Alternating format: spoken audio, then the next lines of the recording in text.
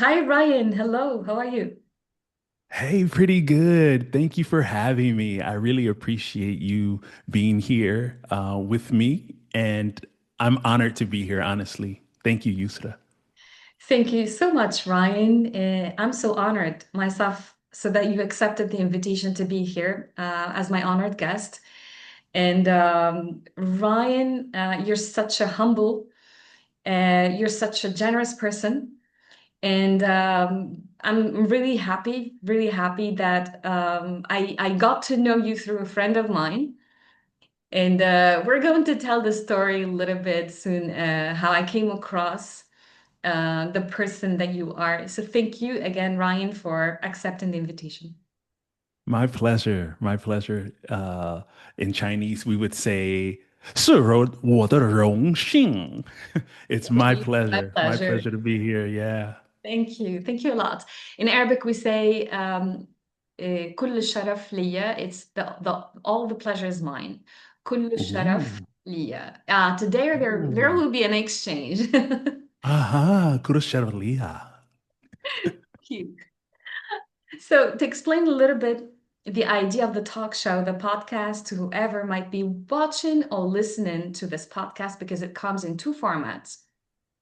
The visual one, the audiovisual one, is on LinkedIn, is on YouTube, and shared on LinkedIn, of course. And the second one, the audio, is on Spotify.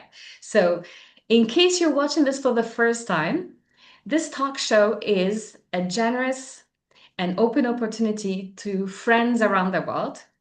Friends can be colleagues, can be acquaintances, can be people who come across our path for a short period of time, a long period of time, regardless of the way we knew each other. So, if we're meant to be here today, there's a lesson to be learned, and I hope it will be a good one, inshallah. So, Ryan, I'll let you tell us about yourself, Ryan. Ryan, I knew you as an author, a NeuroLanguage coach, as a colleague. So, but I'd like to hear from you, Ryan. Who's Ryan? Yeah, so it's been an interesting journey for sure. Um, with a path for languages and friendships, relationships, businesses, and really, like you mentioned, elevating ourselves within the human race to be a better person than we were yesterday, right? Yes. So yeah, yeah. For me, my language journey really started on the streets of Compton, California, um, the gang capital of the world at the time. Los Angeles, California, as a whole, it has many different little pockets of neighborhoods, and one of the worst ones was Compton, California. Many people know it because of the rap music that sprung from those streets, and those are the streets I grew up on. So, me working with families and my neighbors, as an adult, I learned Spanish on the streets of Compton.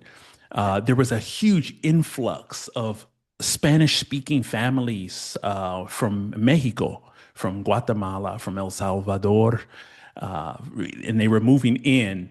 And the English speaking community was either moving out. They were all either went to jail, got shot and killed, or the family was so afraid that they actually removed family members and took them somewhere else, far away from that gang influence. And so, learning to speak Spanish as an adult there kind of carried me into my next language after I moved to New York. So ended up moving to Brooklyn, New York. Shout out to all my Brooklyn kids there.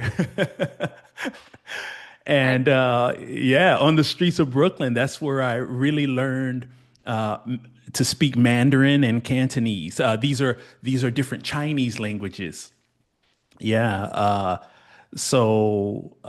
Cantonese is Guangdonghua, right? And then Mandarin is 普通话. Mhm. Yeah. But it was so interesting because while living in New York, you're exposed to a real hodgepodge, or what we would say a real quilt of languages, including Arabic. Sabah khir Saldiki. I was about to ask you, do you know any words in Arabic? Yeah, yeah. And or Turkish. Mm. Kish United? Kardashim Nessasin. Oh, You okay. know, Yeah. that's how I got to know your friend, Oh, yes. Sidham. Oh, I'll tell the story, by the way, since we're here and talking about Sinem. Thanks to our dearest friend Sinem, that I got to know you through a video she shared on her Facebook page. And I'll tell the story quickly because I wanted to talk more about not the story itself, how I came across the video, but what I learned from your videos so that I can keep now a copy of it. And I'm watching it as part of my daily affirmation, let's say. Yes. So thank you. Thank you so much. So Sina shared a video. I think it was at a conference for neurolanguage coaches, right? Yes, yes. It was the 2025 Uh-huh. NeuroLanguage Coaching Conference. Great. And I noticed some of the photos of Sinem until I saw your video. I noticed someone who's really authentic and you were dressing up really in a unique way. You know, your t-shirt has the word noodles and it was amazing. And same one. Oh my goodness. And you were talking about Sinem. You were conveying your feedback to her. And that's also what I noticed about Sinem herself, because what you mentioned about her traits are really so true. She's a humble person. She has what we call an open fist, not a closed one. And she lets everything come in and out, receive in mode and give in mode. So what else? And she's fearlessly being herself. And you see, I know your video. I agree. I so agree. And it actually inspired me to be more my authentic self. So her authenticity was contagious to me. Yes. Yes, yes. And I've known Sinem and I had her on the previous podcast, by the way, just the previous one. Oh, No yes. way. Just the one before this one. That's awesome. Yes. So, hello, Sinem, if you're watching us. And we're sending so much love to you. Thank you so much for making this connection, for making it happen. So much love. So much love to you, Sinam. Love to see them. Thank you so much. And to you for being here. Thank you so much. So, Brian, Mhm. and today I would like to know more about that person. Not necessarily in that particular moment when you conveyed the feedback to Sinem, but Ryan, over time, the version of Ryan, the previous versions, not it's not a basically not a one version, how you evolved over time and how you're going to explore your future self if ever you consider evolving more and more, of course. So you started talking about your early beginnings. You started talking about the way you learned languages. Mhm. I'll start with the question, and let me know what you think about this, please. What do you think of language or languages? So we put it in a plural. I think language really helps me connect to a higher purpose, I guess you would say. We talked a little earlier about elevating ourselves here within the human race, Yeah. and I find that language helps people connect in a way that in the same way on a higher level as music or art, or it like transcends just words, but it also helps people to connect their mind and their hearts together. And like I mentioned, back on the streets of Compton, California, my grandmother lived in the neighboring city, which was called Watts. Mhm. So Compton and Watts. are really what we refer to as the ghetto, right? It is Mhm. really just the Yeah. street, Yeah. a place that has many socioeconomic challenges in those areas. And so, what I noticed back then was that there was a separation between people of color that spoke English and also people that spoke Spanish. They really didn't understand. They spoke the same language, English, but because one community was bilingual and trilingual, and the other community was monolingual, meaning that they only spoke one language, English. then it was hard for them to really Right. understand where each other was coming from. And that somewhat fueled the conflict and the disagreements and the inability to problem solve in a healthy way. So when I learned Spanish, I was able to connect with members of my own community and create instant friendships just like that. And so it happened to me again once I learned Chinese. Mhm. I would walk into a store or walk into a business, maybe my workplace, my office where I worked, or I was able to talk to my neighbors because some of my neighbors were Chinese in New York, and I was able to talk to my neighbors and create That can, instant friendships. Yeah, a connection just within literally a few seconds. And you know that saying, it's a proverb we have in English. yes. People don't care how much you know until they know how much you care. Oh, yes. Yes, yes, yes, yes. And I found that to be so true when you learn just a few words, or really when you build your fluency in another person's language. Mhm. I will share a similar experience, but this as a visitor, as a tourist. I love Egypt so much. So I've been to Egypt recently to sit for an exam, and Mhm. I've always wanted to visit the country. I had the chance of taking the exam in another country, but I've taken the decision so that I can go there to discover the country and let's say get the best of the two worlds. So Yeah.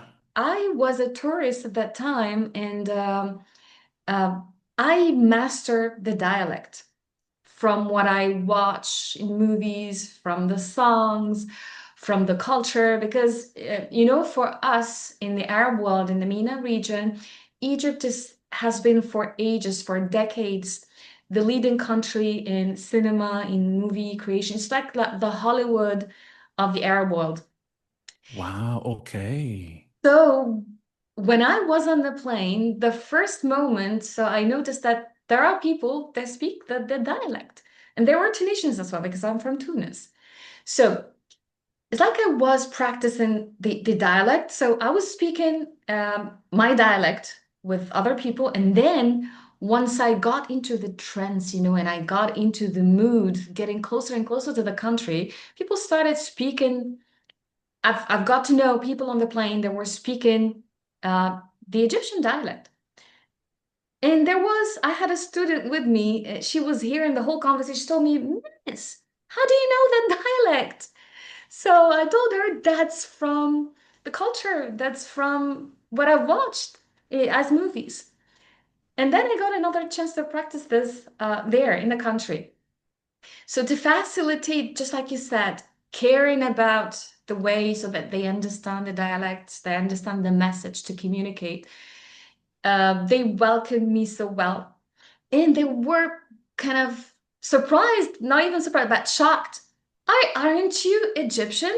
So because like your dialect is so close, I told them no, I'm Tunisian from Tunis, and Yaishik. Oh, Yaishik, that's typically Tunisian. It's like may God like may you live a longer life. It's like Yaishik in Tunis in Tunisian dialect. Yeah. And I started receiving, unexpected gifts from people. Taxi drivers refusing to get the payment. What a mess. Oh, wow. Being so kind is like people coming to bring in gifts to the hotel reception and asking to just because they've heard that there is a Tunisian person there.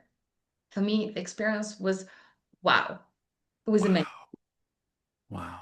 The fact of getting, that hospitality between cultures and people and languages and the caring feeling that you talked about. So, and they started asking me, can we learn now a few words? Because it is said that your dialect is a little bit difficult. How do we say this in your dialect? And how do we say? So the exchange was really amazing until the day I was, checking out and leaving the hotel. Maybe they'll be watching this. I say hi to my friends there. I told them I hope that I was not really a burden in here because, the room service and so no, we wish that you can never go back there to your country. Right, right. They want you to stay.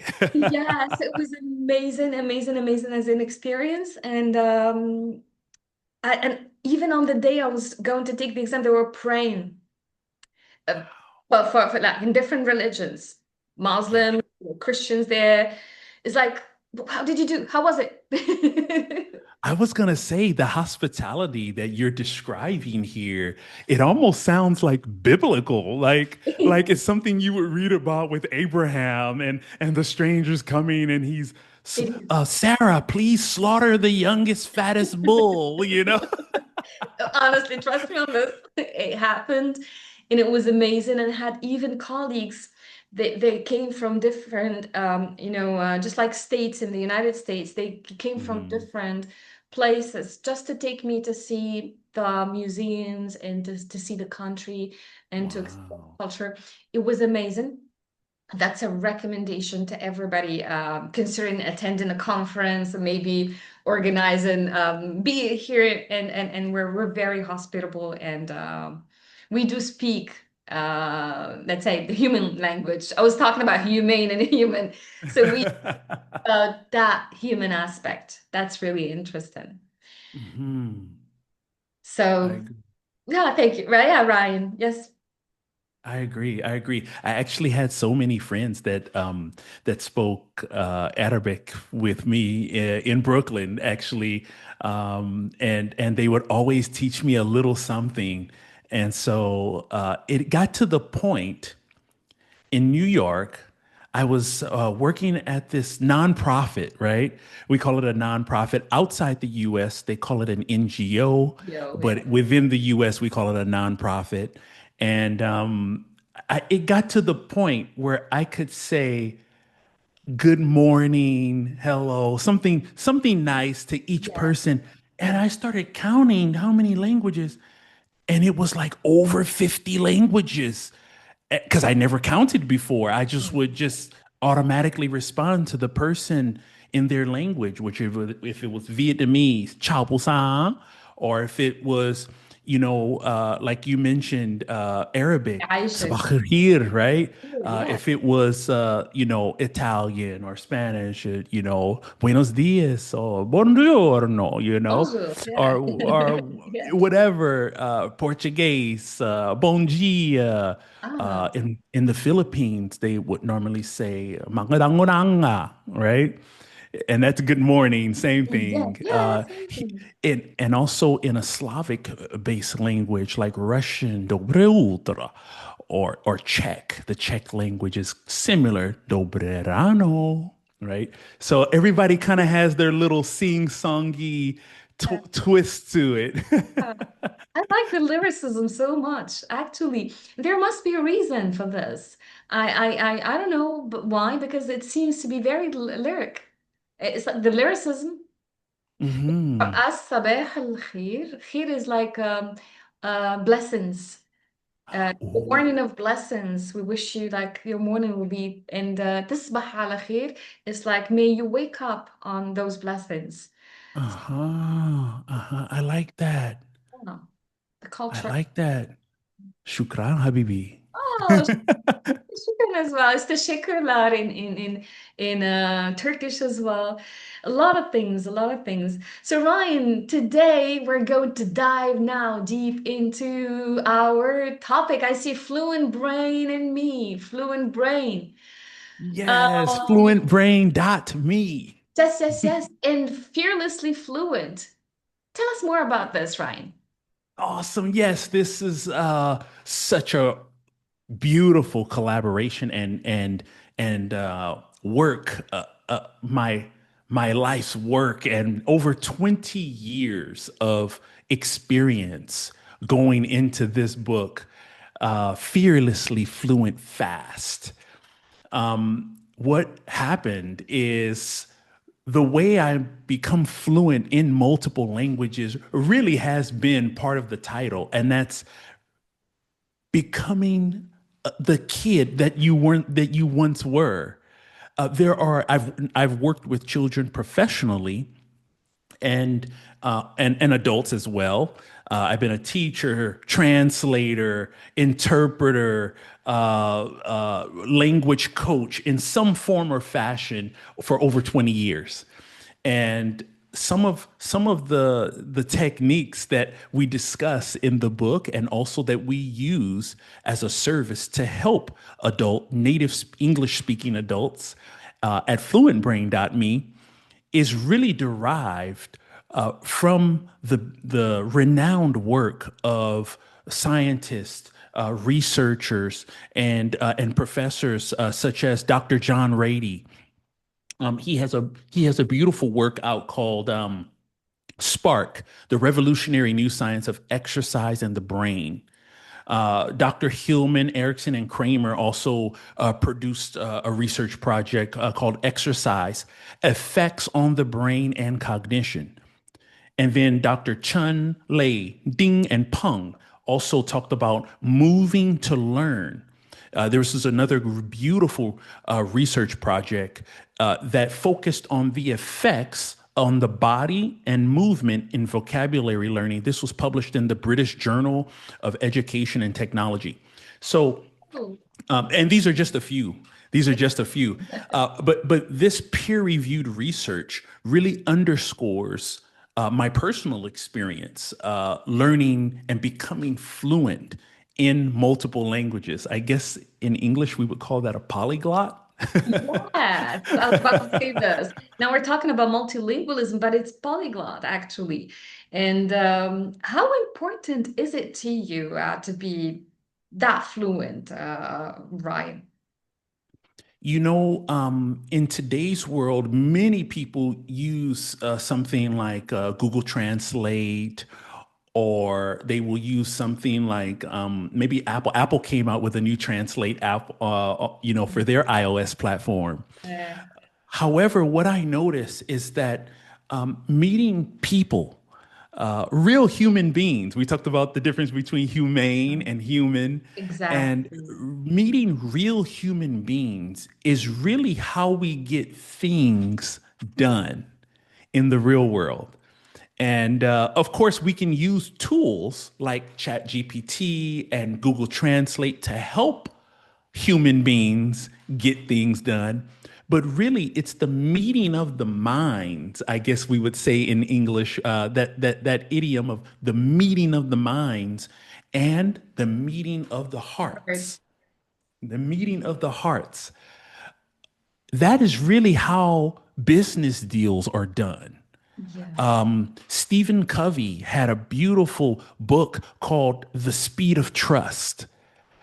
That really helped me to understand how the mind and heart connect in order to do $1 million deals. And Yeah.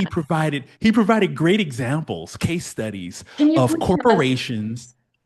Yeah. Uh-huh. Can you So tell so us you know about? what I'm talking about. Yeah, sure. Of course. Can you please, sorry to interrupt you, but can you please tell us more about those examples from Stephen Covey? The ones Yeah. that yeah. So some of the corporations that have performed acquisitions, which means, like, I'll give you an example. Um, some of us remember when Surrey was its own app. Yes. Yeah. And we downloaded Surrey from Brilliant. the App Store. And Mhm. of course, Apple acquired, right? It's an acquisition. They acquired Surrey and then incorporated into their own ecosystem. Many of us remember Instagram when Mm. Instagram was its own app, Backwards. Yeah. right? From Separate. Meta. And then, of course, Facebook or Meta acquired them, right? So they were acquired by a parent company now. So many of these, mergers and acquisitions, they really depend on the meeting of human beings, human minds, and human hearts, and really trying to determine the motive and thinking and intentions of the other person on the other side. And let me tell you, when you can speak the other person's language and build that trust and that fluency, not only are you able to build trust and establish a line of communication that you both are on the same page for education purposes, for business, for actually family relations. My mother-in-law does not speak English. So in order for me to communicate with my family, potrzebuję uczyć się czeski plynule. I need to be able to understand and speak this Slavic-based language fluently. Oh, you Yeah. took it to the different level. It's like you talked about Mandarin, you talked of, and look how amazing is this diversity. It's amazing. So did you learn the language? How was it? Yeah, so I've been able to learn Czech. It's called the in you know how in Spanish we don't call it Spanish, but we call it Espanol. A- Yes. Uh-huh. and in Chinese we don't call it Chinese, but we call it 中文, Oh, really? right? No Mandarin. Aha. Oh, Or, or 普通话, the common language, right? mm. And in German, they don't call it German, but they call it Dutch. No. Deutsch, Dutch. Dutch. Deutsch, Dutch. right? Deutsch. So in Czech, they don't call it Czech, but they call it Czechina, Oh. which means the Czech language, right? Same thing. So I've been able to learn Czechina, and it's really been able to help me connect With the your family. mind and the heart with my students, with my family members, and also in business, because I live part time here in Europe, and I also live part time in the United States, where we speak multiple languages like Spanish and English Amazing. and Chinese. My best friend is Chinese too. So Amazing. his name is Alan. Hello, Alan. Hey, shout out to you, Alan, if you're listening. We call it, as a matter of fact, we don't even call each other by our names. We call each other twin. We say, hey, twin. Amazing. You're such an amazing person. I knew it, Ryan. I just asked Sinem at that time, and she was kind enough to really contact you and get, with your consent, the contact information so that I can really not even talk to you. That's not really it's like the least that I can do, but also people need to see you. More people. There you're seen already, but more people from my region, more people from the friends that I have need to hear you speak your language, and you're fluent in it. It's the human language. I really adore being here. Thank you so much. It's like, thank you so much. You invited me to your world. It's your podcast. Oh my goodness. Like you said, it's the human language. It I feel like we are on the same energetic level. It's like an energy is. I that do we're Tai speaking Chi. also, I right? do Tai Chi, and in Tai Chi, if you know Tai Chi with the energetic ball and the cleansing of energy and all that stuff. So I do understand. Mhm. We're in the I same think in vibration. Yeah. I think in English they would relate to the word spirit more, like, oh, I love her spirit. Oh, I love her Mm, energy. But in Chinese, there's actually one chi, word. chi, Yeah, chi. So chi. chi is the word for energy and the word for someone's spirit. Yeah. It's the same word. So for Uh, them, they see it as the same. yeah, yeah. But regardless of this, we feel it. Because Yes. sometimes energy does not speak a language.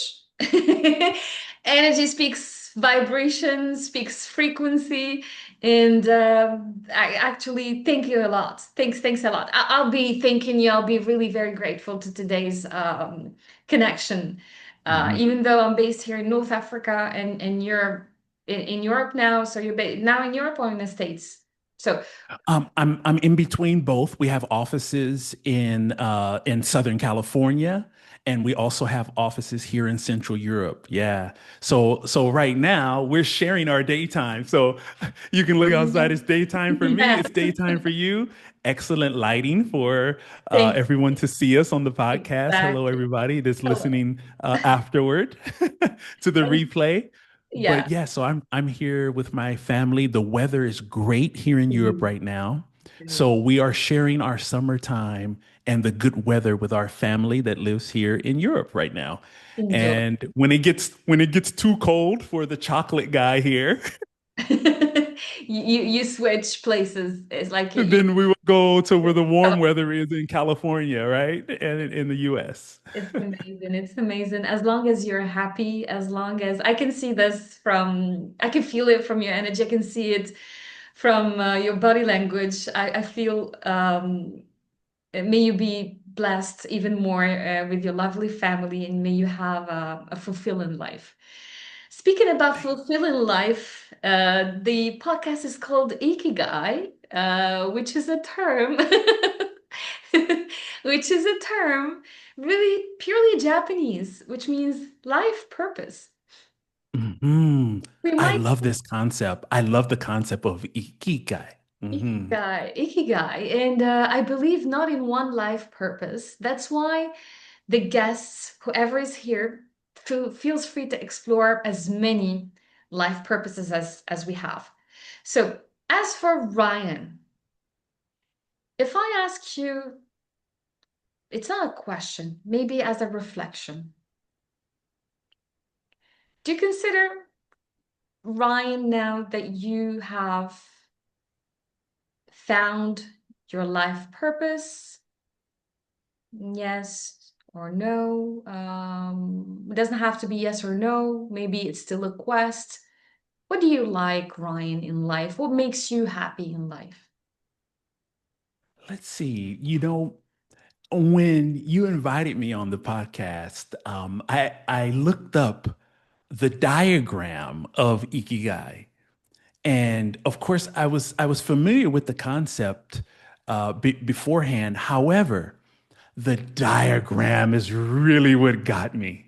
I, I mean, yeah, I took yeah, it the out of this. visuals of the diagram. Yeah. It was really awesome, and I think that it opens up a part of your energy and your alignment, right? Which is the concept of ikigai. It's to align you with your true energy, your true purpose, your true um, vibration. Yeah, and so it really, really got me thinking about this question that you just asked me, and I would say it's a mix, yes and no, because we're human and humane. I think that we're always growing and adding layers to our human experience. As long as we have the breath of life inside of us, I think that we're constantly elevating and engaging in Kaizen, right? Yes. Right? Which is this continuous incremental change of improvement. The Japanese say kaizen, and then in Chinese we would say 改善. Yeah, it's the same characters, just pronounced differently. Yeah. And so for me, I really would say I'm coming into this period in my life where my ikigai is starting to align. And that is the mixture of what I love to do, what I'm getting paid to do, and how I like my lifestyle, which is actually part of how I describe our service.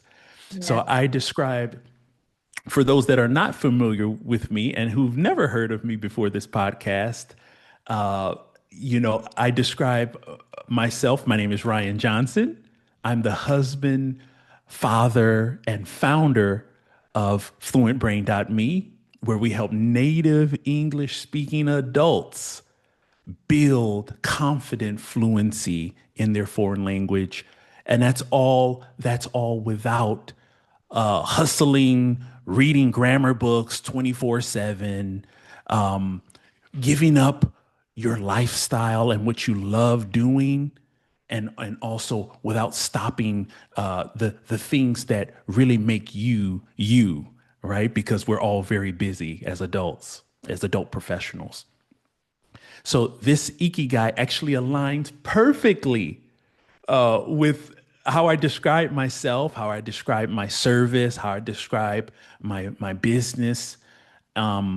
I really, really am happy that you included me and honored me to be a guest here, because I would say now, the Ryan now, more than any other time in my life, I've been able to merge these different pieces of my life into my ikigai. Thank you so much, Ryan. And I have a confession actually. I'm going to tell you something about Ikigai and how I came across it. And I went beyond the Venn diagram. So initially, I was introduced to Ikigai in a coaching program.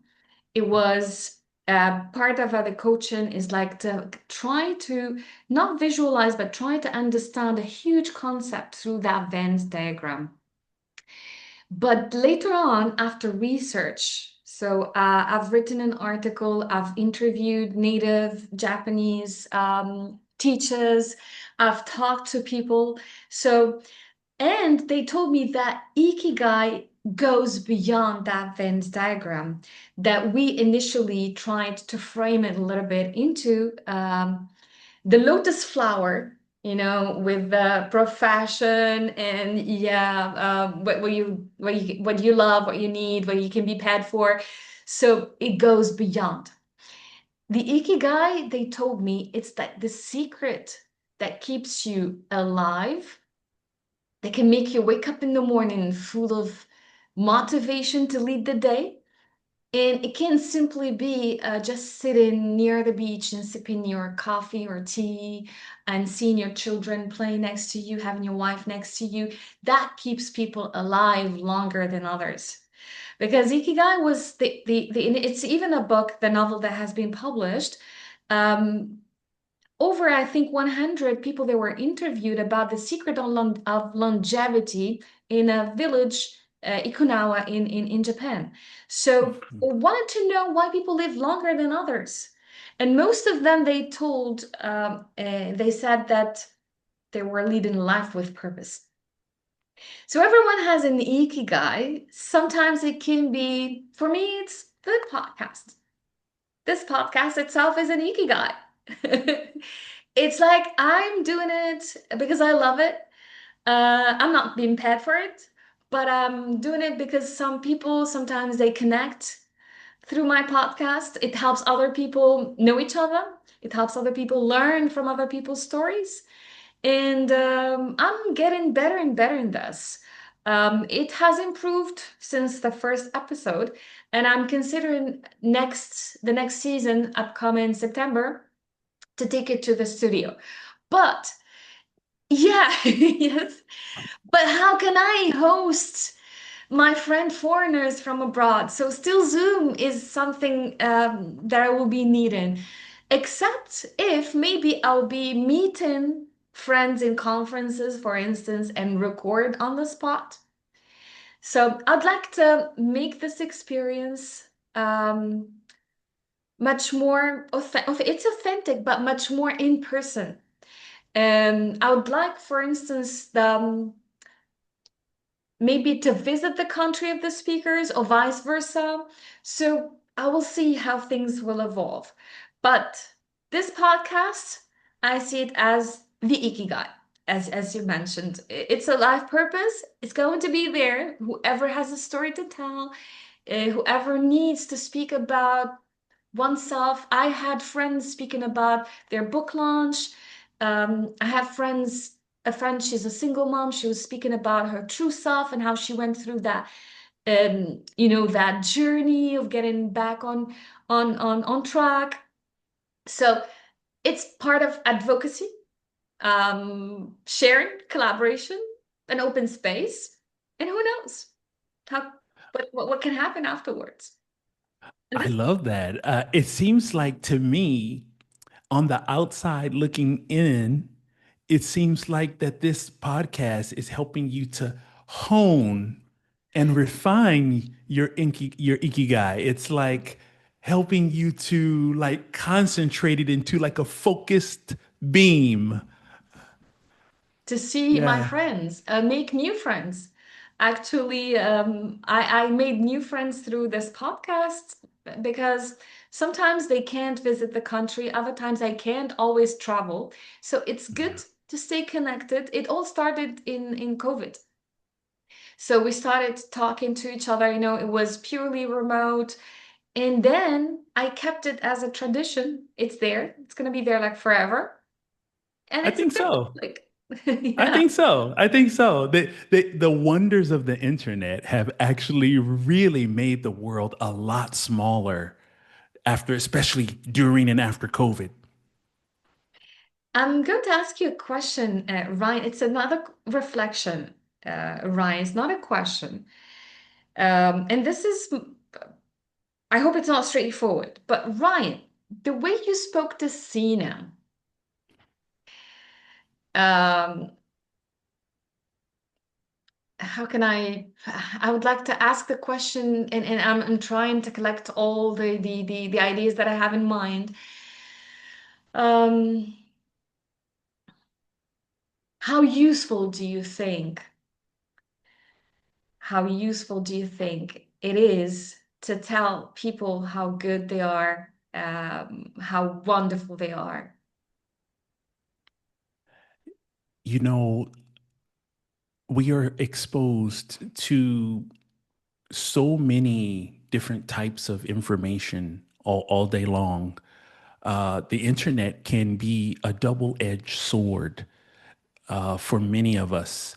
It can bring good things into our life, like connection, business, education, but it can also bring a lot of bad things into our life, like negative comments, criticism, um, and it can be like little jabs from a sword. You know what I mean?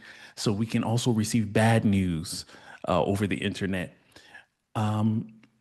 And then there are other things, perils of social media when we think that everybody's living it up except us. It's like what they call FOMO, right? Fear of missing out. Yeah. And when the other person's life is just as same level as ours, you know? As amazing, yeah, always traveling and always partying, always, sometimes it's not real life. So, Yeah, yeah. yeah, exactly. So I think that the feedback I was able to give Sinem during our NeuroLanguage conference, I feel that I was just a mirror to hold up in front of her. I felt like the energy that she was putting out, I really, I didn't, I wasn't sure if she was able to see that reflection for what it really was.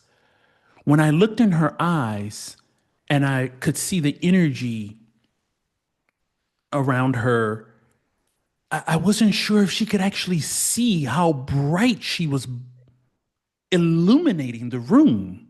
Mm. Yeah. I could feel it Yeah. from her. Yeah. But then after she got off the stage, I couldn't feel it anymore from her. And I wanted to reflect that brilliance that so that she could see it. You know, it's kind of like the allegory of the black swan, Ye- right? Or what we would call in English the ugly duckling.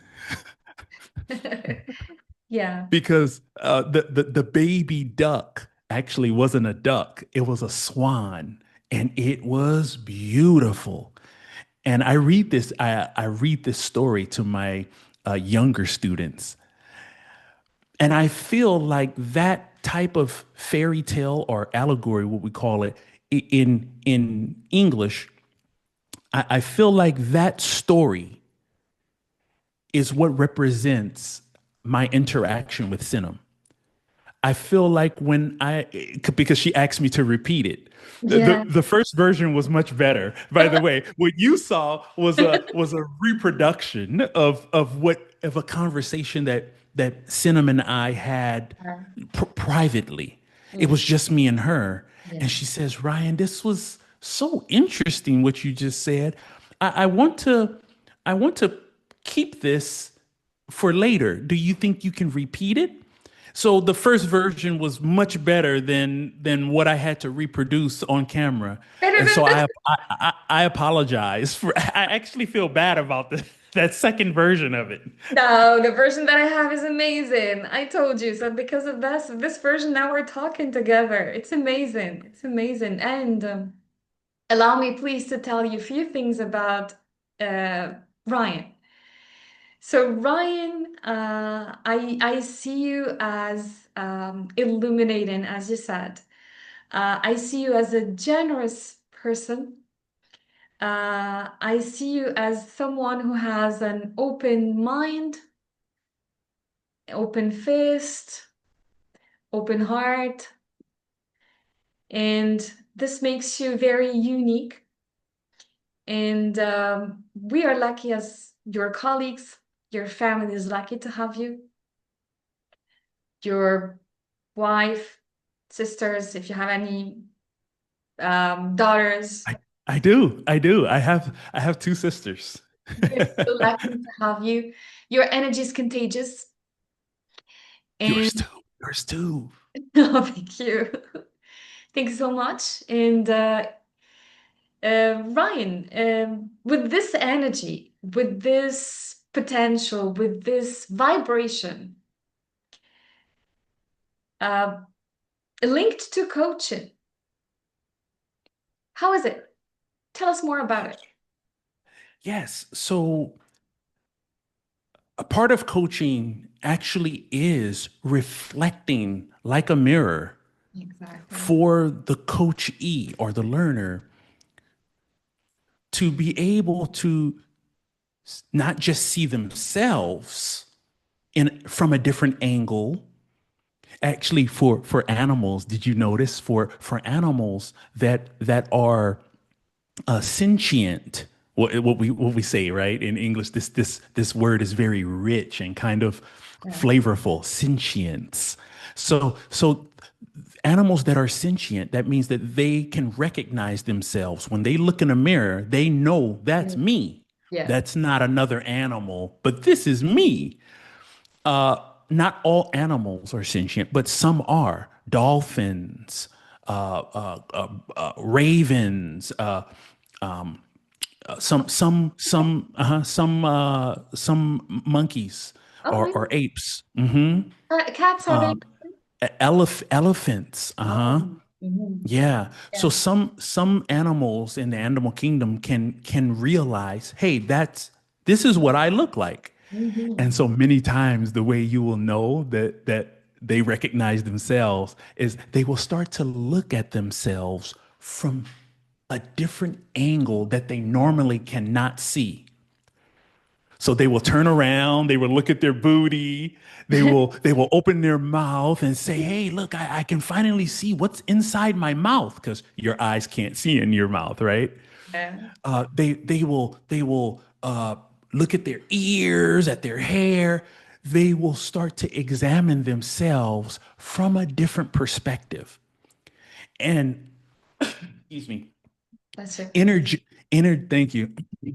Energetically, as a coach, part of our job is to hold that mirror up so that our coachee, our learner, can now see themselves from a different perspective and have a moment of metacognition, right? Where their brain can analyze their own situation and also come up with solutions. Exactly.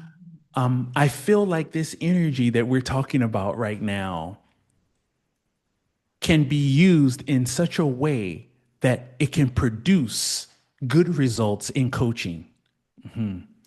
So that's the way that I use it.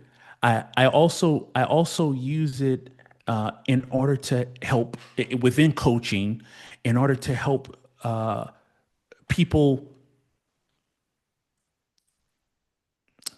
I guess you could say elevate, because they're able to hear a different message from the coach that they may not necessarily hear through social media, Mhm. or from their instructor, if they attended university or they're in school. They may not hear that message from their family member or from their partner. They may not hear the message that they're hearing from a coach, even from their boss or their manager at work.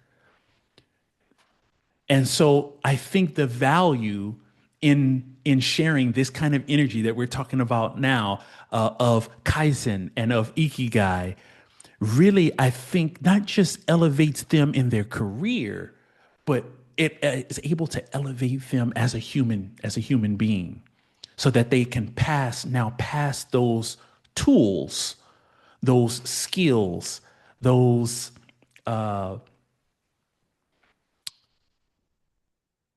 frequencies, I guess you could say, those frequencies onto the next person, right? Because it's contagious. Like we said, the energy is contagious. They can now pass that or pay it forward, I guess we can say. Pay it forward.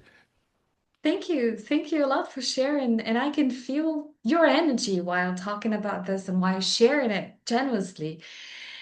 Now, Ryan, what do you think is the value of coaching for students learning English, whether as a first language, as a foreign language? So, learning English in general, what's the value of coaching nowadays, as compared to teaching? Hmm.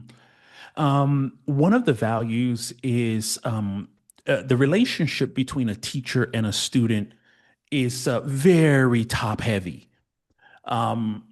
What that means is that it's a top-down approach. It means that all the responsibility is on this teacher to now infuse or to transmit that wisdom and knowledge into the student, and the student has very little responsibility to now take that on. The ownership between in that relationship isn't necessarily, it can be there, it can be, but it's not necessarily a part of the structure of a student teacher relationship.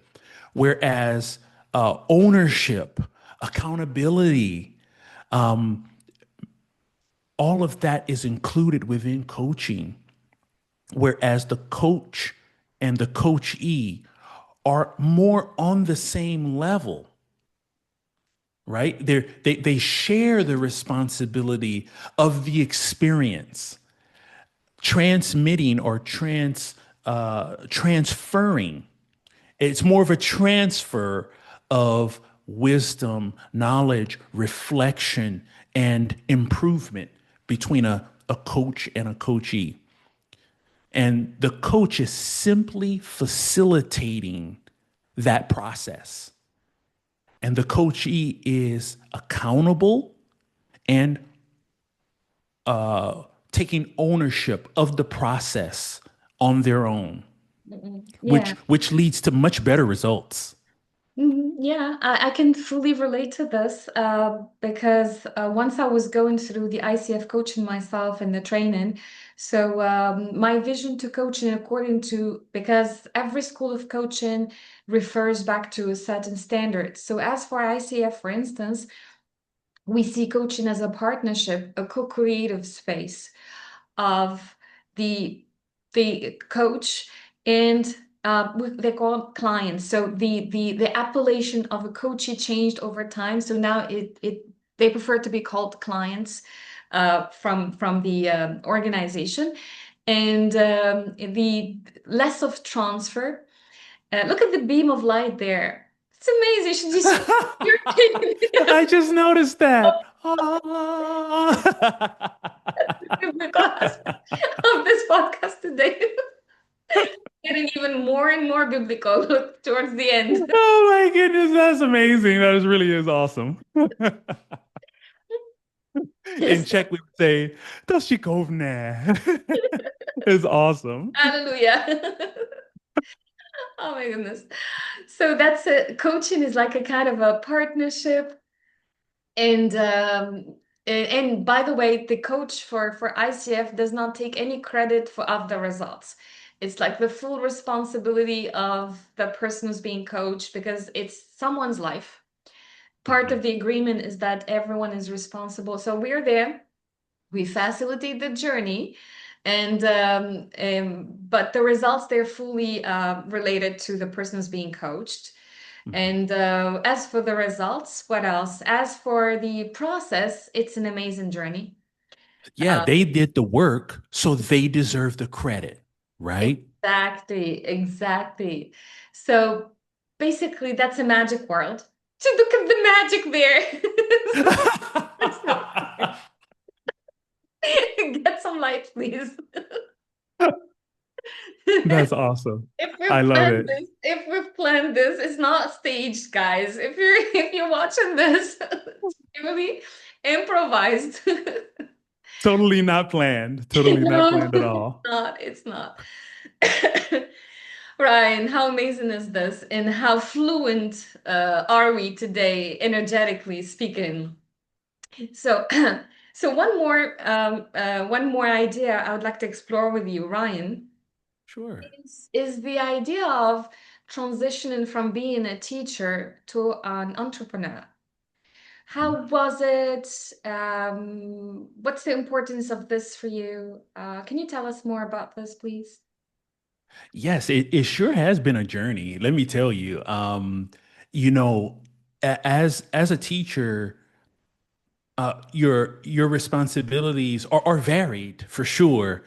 However, when you transition over to an entrepreneur and taking on that entrepreneurship, it's a new hat that you have to wear, and let me tell you, within that hat there are smaller little hats that you wear, Yeah. because as a teacher your focus really is kind of laser focused on the students. Mm. As an entrepreneur, you have to switch hats so many times, from coach to marketing agency, over to tax advisor, over to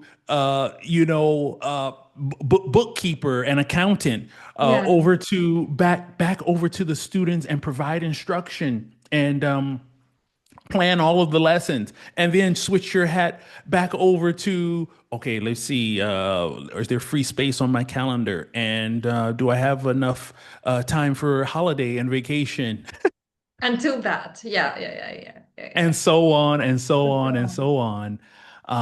And that's besides planning all of the speaking assignments and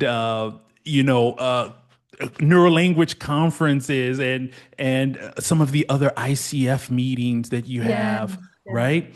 So it is so varied, and you switch hats so many times as an entrepreneur.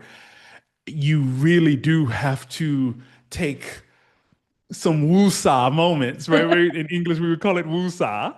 That means moments of to just breathe and relax and Now, stay calm and kind of center your energy so that you don't go too far to the left or too far to the right.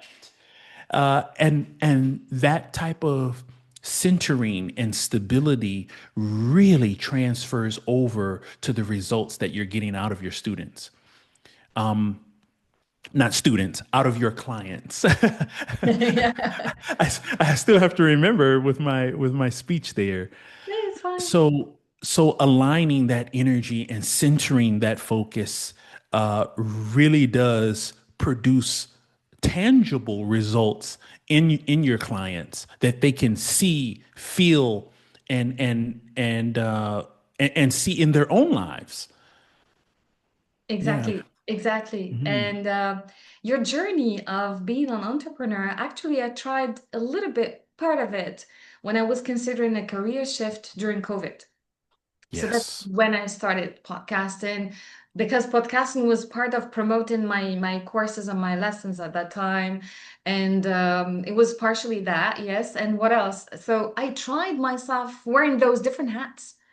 So I was preparing the course and then, how can I promote this? So I should really maybe prepare videos. So I was creating videos, doing the voiceover. No, no, no. For more visibility, I should really be recording in person the video. So I started going live. I started recording the videos. So different hats. Trying. No, this works. This doesn't work. This is one is better. Oh, all of them. Let's put all of them together. And then no, it's too much. When shall I get my time off? Let's say for a walk. So it's really difficult, but kudos, bravo for what you've done, for making it here, checking your website and seeing all the work and seeing your book. Um, Everything that you've been doing, Ryan, is an inspiration to everyone who wants to take his life to a different level. And it's amazing. And the community of coaches is worldwide, as you said. And we have the same mindset. It's all about having that mindset. Exactly. When we see each other, we recognize each other. um, it's like contagious. It's wonderful. Sometimes people they don't understand why we are like that. It's like sometimes they see it oversharing our true self, but this is it. This is how we are. Yeah. This is how we Yeah, think. yeah. As a matter of fact, I got a comment that just really resonates with what you just said. Yusra, his name is Jacob or Yes. Jakub, in his, yeah, in his language, but I call him Jake or Jacob. Okay, yeah. And so Jacob made a comment. He was a client of mine and he made loads of improvements that really elevated his career. And so, and also his other relationships that connected in his life, both personally and professionally. And so he made a comment after seeing me and one of my videos on LinkedIn. He says, "Wow, Ryan, it looks like you are really doing what you love. You're not just teaching language anymore. You're actually living your Living. dream." Exactly. And I totally didn't expect to hear that from him. And I think it's in one of the comment. I think it's in one of the comment sections on one of the videos I posted. And I had to really take a moment of self-reflection. And I was like, wow, it made me stop and slow down and realize, wow, I really am living my Ikigai. I really am living my dream, you Yeah. know? It really is starting to come together and align so well. Um, I know one of my dreams personally was to be a translator in mainland China. And I said, if this tall chocolate guy from Compton, California, off the gang-filled streets, could actually be in mainland China and be a translator, that would be a dream for me. For me, that was a dream that was like so far fetched. that it would maybe never happen. And so when it finally happened, and I found myself standing on the streets of China with a job as an interpreter, and I'm actually working in my profession, I almost had to pinch myself. Yeah, I so said, 我站在这里，成为一个中文翻译员。translation, please.怪不得, like I couldn't believe it. 了不起了. I couldn't believe it. Yeah. Yeah, I was like, hey, I'm standing here on the streets of mainland China and I'm actually a translator professionally. I couldn't believe it. So that was one of my dreams. And this is an evolution, an elevation of that dream, another form of it through this concept of Ikigai. And that's actually helping other native English speakers achieve their dream of speaking fluently and building confident fluency in their language. Yeah. Amazing, amazing, Ryan. And going back to the metaphor of the mirror, I'm going to Mhm. use it now after you Mm. consent, of course. And I consent. I consent, please. thank you. Imagine now, Ryan, you're looking at your younger self in the mirror. Mhm. So I'll let you reflect on this, take a walk through in your mind to the youngest self, maybe the version of your young self you would like to look Wow. at any particular time, be it Wow. once you were a Wow. child, Hmm. teenager, Hmm. adult life, any younger self you would like to address a message to today. Looking at yourself at the mirror now, you see that self dressed up the way you used to dress, having that energy you used to have. You look in the eye into that young self, and in one or two sentences, if you would like to tell something to that younger Ryan, what can you say? Wow. Wow. Um, you know, it to put it concisely, and I actually remember what you are describing. I remember my younger self. I can remember it was the summer of 2009. I remember like it was yesterday. And um, if I had to summarize it in just a few words, I would take a page out of the marketing tactic of Nike. Just do it. 就要做，做到了. You know, I would just say, do it. And in Spanish, we would say, sí se puede. Sí se puede, hombre. Just Sí like se take the puede. opportunity. Yes. You know, like to seize that opportunity. Um, there's an idiom in English that we borrow from Carpe, Chinese, carpe diem. and that is strike while the iron is hot. Oh, yeah. Yes, yes. 趁热打铁, Yeah, right? yeah. And we actually borrow so many idioms in English from Chinese that English is such a new language. I would call it the new kid on the block. Yeah. It's such a new language compared to Arabic, to Turkish, to a Russian or German. It is Mandarin. such a new language compared to any of the Asian languages like Chinese, Japanese, Korean.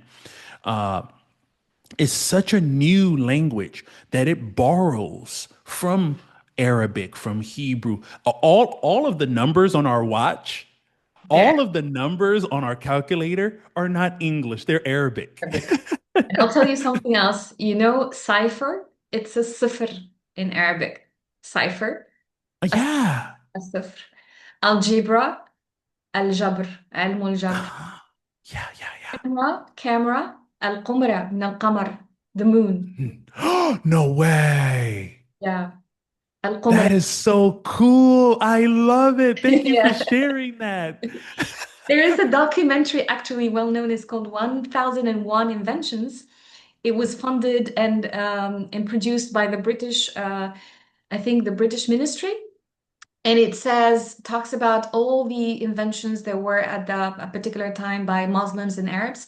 Part of this, they're talking about al-Qumra, al-Camera, and a lot of other things like al-Jabr, al-Jibra, a lot of things. It's amazing. I told you today it's biblical. Told you, told you, told You you. know, Oh, I'm just thinking about it, and that is so awesome and so unique. You know, I'm even thinking about the name California. mm. Did you know that the name California, the Spanish borrow Oh, this the because you know yeah, this yeah. Spanish sold it right actually it Settlers. was from part of Mexico, Yeah. but because the name is Spanish, but the Spanish actually borrowed that name Which from means, Arabic. which means. California, it means the land of Queen Khalifa. Wow. Yes, yes. This mythical, beautiful, dark-skinned woman. They thought California was so beautiful. This place of beauty must belong to this mythical queen. I learned a lot today. I learned a lot. Yeah. So the Moors of North Africa, of your hometown, of your birthplace, Yeah. actually the name California comes from the myth of the Moorish people. Yeah, yes, yes. And Carthage, so a lot of things. I'm someone who's fond of history because I can find in history, the story of people. The story sometimes being told the way it wanted to be told because I see his story. I've been talking about her story, their Yeah, story, a lot of yeah, stories. yeah. Because who writes story after all? Sometimes it's the person who stays alive, the victor. Hmm. Other Hmm. times it's like it's Hmm. been like storytelling. It's been told and perpetuated and transferred from one generation to the other. Yeah. I'm fond of even here in my culture. So I take the proverb and try to understand what's the cultural background behind this. There's a proverb. It's called in Tunis, for instance. It's known that a lot of Tunisians they like foreigners so much. And we used to have a lot of gates in Tunis. It's like a neighborhood, and they put a gate for each neighborhood. And Yes. was one of them is called Bib Mnara. And whoever lights up and is kind to a foreigner is told this proverb. كيف قنديل باب منارة تضوي على البراني. It's like قنديل باب منارة is like a candle, a lamp. Okay, a lamp. Instead of putting it inside the gate, they put it outside for the pedestrians, for people who walking outside, so that when they'll be walking down the street, it's clear for them. So this is the Hmm. Benara in Tunis. So now That, that kind of connects to that hospitality that we talked about, that biblical hospitality, exactly, right? exactly. And that word hospitable or hospitality, do you know what it means? No, no, no, no. Maybe I know, maybe I It, don't. Yeah. it's actually encoded in this spirit of what you just described. It's the love of strangers. Yeah. And that's why Yeah. Tunis, it's the earth of many cultures. It has Mhm. hosted, that's why we speak many languages. Yeah. Rarely can you find a Tunisian speaking at least three languages, at least. Wow. Polyglot by nature. Wow. And we had a lot of settlers. And actually, myself included, our origins are mixed. So we belong to the world, and that what makes us unique. And Ryan, I thank you. love that. I love that. Before we go, Ryan, I'd like Yes. you to go with me on a spaceship, Okay. if you want, of course. After Okay. sound. Ready? Fasten your seatbelt. Ready? Okay. Okay. I'm fastened in. I'm ready. Ready.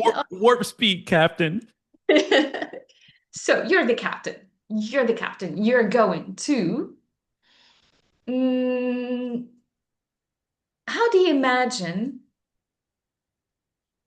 the future of our profession in 5 or 10 years from now? With all the bursting of coaching and the variety, and how do you see it evolving? Part of what I see 5 or 10 years from now is this beautiful skill um, that you have mastered, Yusra. Uh, you were able to help me reflect on my younger self. And that's something that was, I would even call it like a bit transformational just now, because I had to think about Ryan in 2009, the summer of 2009. I was pushing a garbage can. I was working, I was actually volunteering. I was a volunteer in Long Beach, California, and I was pushing a huge container of garbage. And as I pushed it past this Japanese convention at the convention center, I looked up.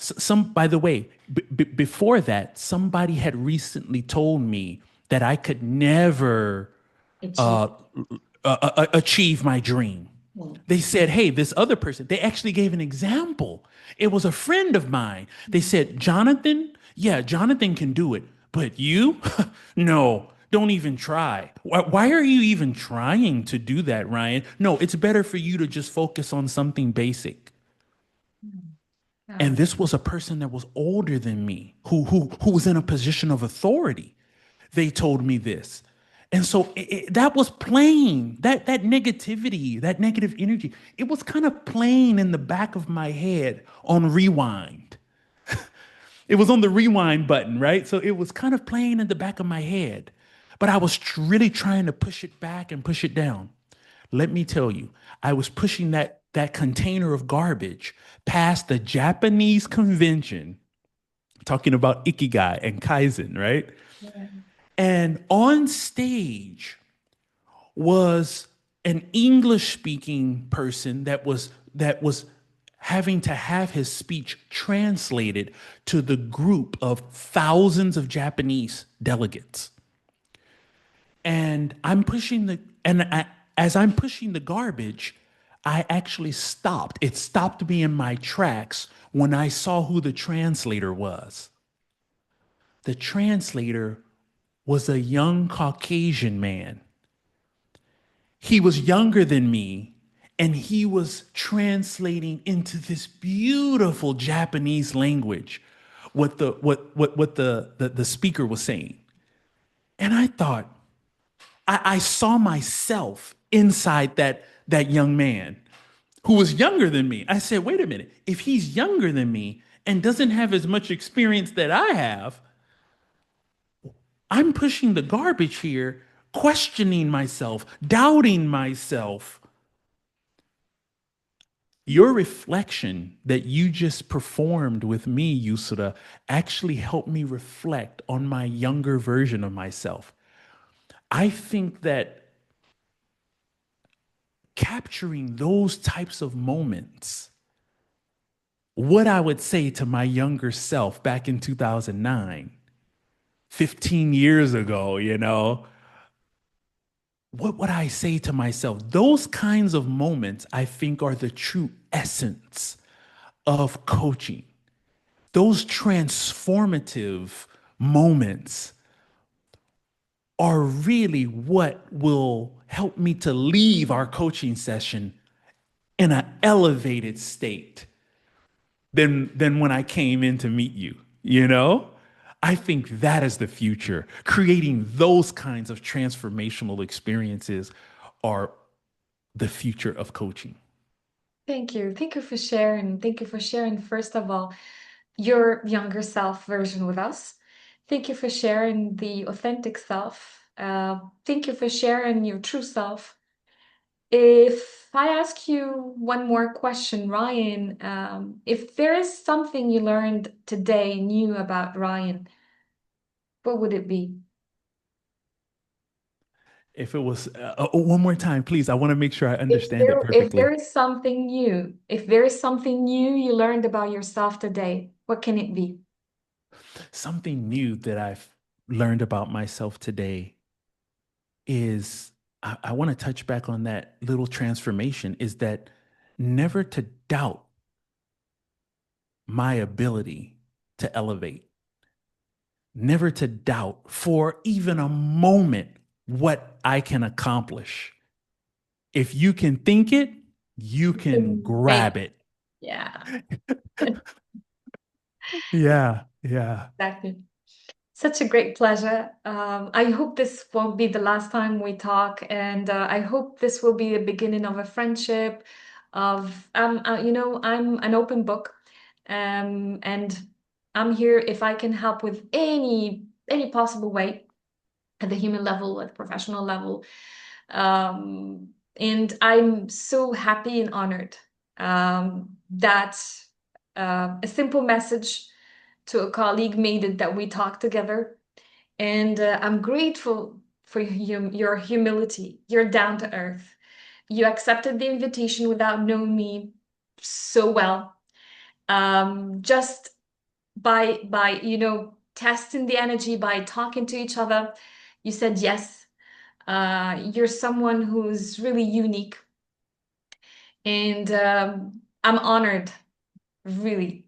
Um, I send you a lot of love, respect, gratitude for today's podcast, and I will let you convey any message you would like to before we end up today's episode.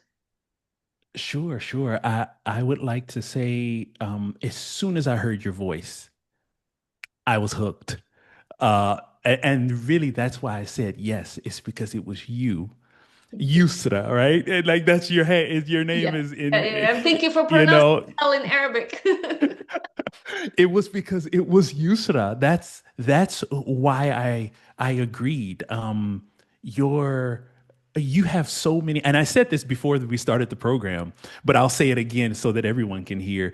You have so many acronyms connected to your name, and so much experience, so many awards, so many certificates and levels of achievement in so many different aspects of your life, not just personally, but also professionally. And it can be intimidating, it can be very intimidating. But honestly, it was your humility and it was your openness to accept and to invite a person that looks very on the outside looks very different from you, uh, but on the inside speaks your same Same message. human language. Energetically, we Yeah. speak the exact same language, and I think we resonated with each other right away because of that, and because we share the same love for people and for Exactly. improvement and for ikigai, right, and for a kaizen, Yeah. making improving your life by 1%, just 1% Yeah, each it day doesn't or matter. each year or each month. Yeah, yeah. One step at a time. It doesn't matter. It's my motto actually. If you want to be better, just be better than yourself, better than yesterday. I avoid comparing myself to others. So that's a rule of thumb. And I want really to share what I have with everybody, but also at the same time, it's like happiness never gets, I don't want to translate this, but it's exponential. It's whenever you share it, you can get more and you can better. And with the illumination that we have today, with your background, getting more sunlight. It has been a great pleasure. And thank you for on your Sunday, on your weekend, talking to me, devoting time. I hope the episode was not too long for you.